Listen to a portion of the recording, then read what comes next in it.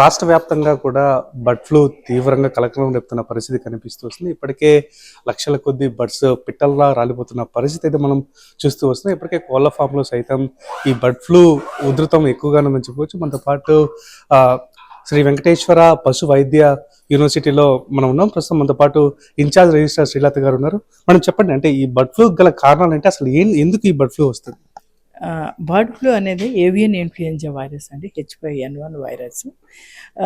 ఇది కోళ్ళల్లో ముఖ్యంగా ఈ వలస వచ్చే పక్షుల ద్వారా, వాటర్ పౌలు నాటుకోళ్ళ ద్వారా సంక్రమిస్తుంది. ఈ బర్డ్స్ అన్నీ కూడా ఈ వలస వచ్చే పక్షులు, నాటుకోళ్ళు, వాటర్ పౌల్స్ క్యారియర్స్ లాగా పనిచేస్తాయి. డిసీజ్ ఎఫెక్ట్ కాదు, కానీ they involve in the spread of the disease. ఈ ఇన్ఫ్లుయెంజా వైరస్ వచ్చినప్పుడు మరణాల శాతం అనేది ఎక్కువగా ఉంటుంది. శ్వాస సంబంధించిన వ్యాధి. సో ముక్కులోంచి కళ్ళలోంచి నీరు కారటము, మెడ కానీ కాళ్ళు కానీ వంకర పోవటము, తర్వాత diarrhoea, greenish type of diarrhoea ఉండి మోర్టాలిటీ ఎక్కువగా ఉంటుంది, ప్రొడక్షన్ తగ్గుతుంది. ఇవన్నీ కూడా ఈ మోర్టాలిటీ మూలన రైతులు చాలా నష్టపోతారు. ఈ ఇన్ఫ్లుయెంజా వైరస్కి వ్యాక్సిన్ లేదు కాబట్టి ఈరోజు మనం బయోసెక్యూరిటీ మెజర్స్ మీదే ఎక్కువ ఇంపార్టెన్స్ ఇవ్వాలి.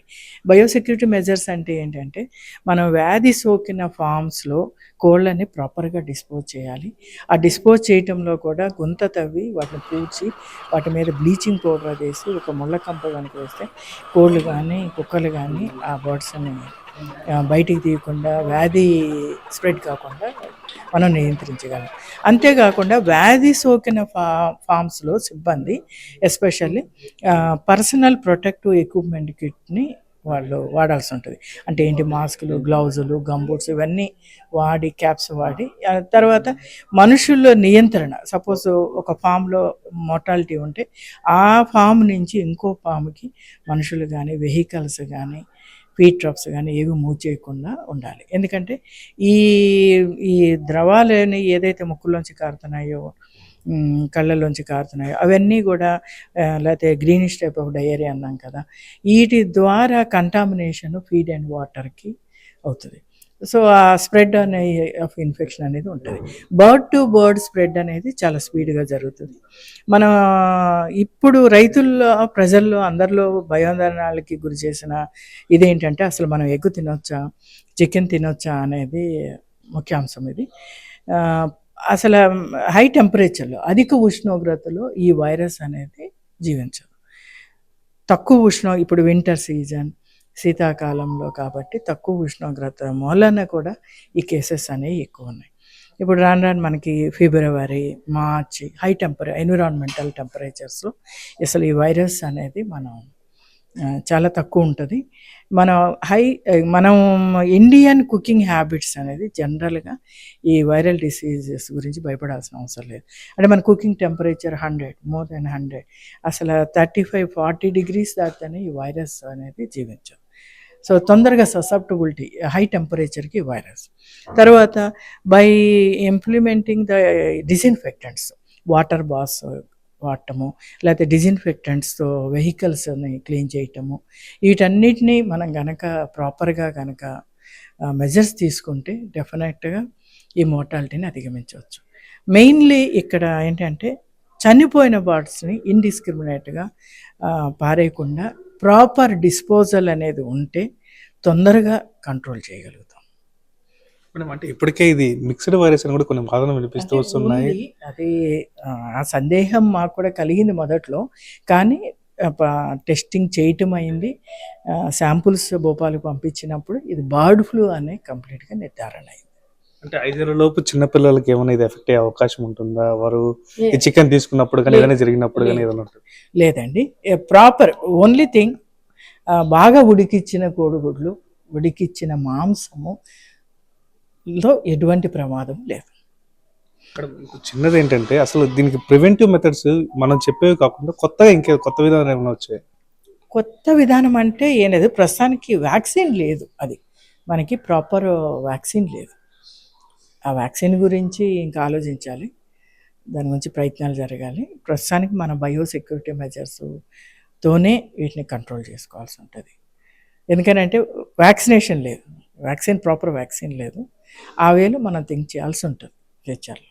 అంటే ఇప్పటికీ చాలా మంది హాఫ్ బాయిల్ అని, తర్వాత పచ్చి కోడిగుడ్లు కావచ్చు, సరిగ్గా ఉడకబెట్టని మాంసం కూడా తింటూ ఉంటారు. అలాంటి వారికి ఎలా మెసేజ్ ఇవ్వచ్చు? డెఫినెట్గా అండి, అది అసలు మంచి పద్ధతే కాదు. ఈరోజు ఈ వైరస్ అనే కాదు, ఎనీ బ్యాక్టీరియల్ ఇన్ఫెక్షన్ కూడా ఛాన్స్ ఉంటుంది. కోళ్ళల్లో ఈకోలై ఉంటాయి, సల్మోనెల్లా ఉంటుంది. Properly cooked egg and meet తింటే మాత్రం సెవరల్ ఇన్ఫెక్షన్స్కి ఛాన్స్ ఉంది. ఎప్పుడు కూడా properly cooked egg and meet more important. అంటే అధికంగా ఇప్పుడు పావురాలు కూడా పెంచుతూ ఉంటారు మేడం కొన్ని చోట్ల. ఈ పావురాలు కూడా ఎఫెక్ట్ అయ్యే దాన్ని ట్రాన్స్మిట్ చేసే అవకాశం అయితే ఉంటుంది. అంటే పావురాలకు వచ్చే డిసీజెస్ వేరే ఉన్నాయండి, పావురాల నుంచి మనుషులకు వచ్చేవి వేరే ఉన్నాయి. అదేం లేదు ఇప్పుడు. కాకపోతే ఎప్పుడు కూడా పెట్ బర్డ్స్ని మనం రేట్ చేసినప్పుడు మనం ప్రొటెక్టివ్ మెజర్స్తోనే ఉండాలి. హ్యాండ్ వాష్ అని, proper hand wash and everything. Pet బర్డ్స్లో ఇంక వేరే డిసీజెస్ ఉన్నాయి, other diseases that can spread to the human beings. So always we should take care. దాని ఏదో అన్నారు చూసారు కోవిడ్లో, హ్యాండ్ వాష్ అనేది. So these are the important things. Contamination లేకుండా, ఈవెన్ పావురాలు కూడా దాని faecal matter should not contaminate with the water and the other things. అంటే బర్డ్ ఫ్లూ అనేది కేవలం ఒక కోళ్ళకు మాత్రమే వస్తుంది, వేరే వేరే వాటికి కాదు. వేరే వాటికి కాదు. బర్డ్ ఫ్లూ మన పౌల్ట్రీలోనే ప్రాబ్లం, చికెన్ అదే ఈ బ్రాయిలర్ అండ్ లేయర్స్ వీటిలో ప్రాబ్లం ఉంది. అంటే నాటుకోళ్ళు ఎలాంటి సమస్యలు వచ్చాయి? నాటుకోళ్ళల్లో కూడా మోర్టాలిటీ ఉంటుందమ్మా. అంటే సివియర్ ఇన్ఫెక్షన్ వచ్చినప్పుడు మోర్టాలిటీ ఉంటుంది. బట్ నాటుకోళ్ళలో ఉన్న ప్రాబ్లం ఏంటంటే వితౌట్ అదే డిసీజ్ ఎక్స్ప్రెషన్ లేకుండా స్ప్రెడ్లో ఇన్వాల్వ్ అవుతాయి. అంటే దే విల్ స్ప్రెడ్. అదే నాటుకోళ్ళలోనే మనం అలో చేయకూడదు. పౌల్ట్రీ ఫామ్ ఎక్కడైతే పౌల్ట్రీ ఫామ్ లార్జ్ స్కేల్లో చేస్తున్నామో అక్కడ నాటుకోళ్ళు తిరగకూడదు. జనరల్గా they will carry different viruses and viral diseases ఉంటాయి. సో నాటుకోళ్ళల్లో ఎఫెక్ట్ కాంది కమర్షియల్ బర్డ్స్ ఎఫెక్ట్ అవుతాయి. అవి ఎప్పుడు కొంచెం దూరంగా ఉండటమే మంచిది, దానికి సెపరేట్. ఓకే. మొత్తానికి ఫుల్ బాయిల్డ్ చికెన్ కానీ ఫుల్ బాయిల్డ్ ఎగ్ కానీ తీసుకోవడం వల్ల మానవునికి వచ్చిన ముప్పేం లేదు. అయితే చనిపోయిన కోళ్ళను మాత్రం దూరంగా పాతిపెట్టి వాటిని డిస్ఇన్ఫెక్ట్ చేసి వాటిపైన ముళ్ళలు కంపలు వేస్తే ఆ కుక్కలు తీసుకెళ్లకుండా ఉండడం వల్ల ఈ వ్యాధి సోకకుండా ఉండే అవకాశం ఉంటుందని కూడా యూనివర్సిటీ వైద్యులు చెప్తున్న పరిస్థితి కనిపిస్తూ వస్తుంది. ఇది ఇక్కడ తాజా పరిస్థితి. Vote studio.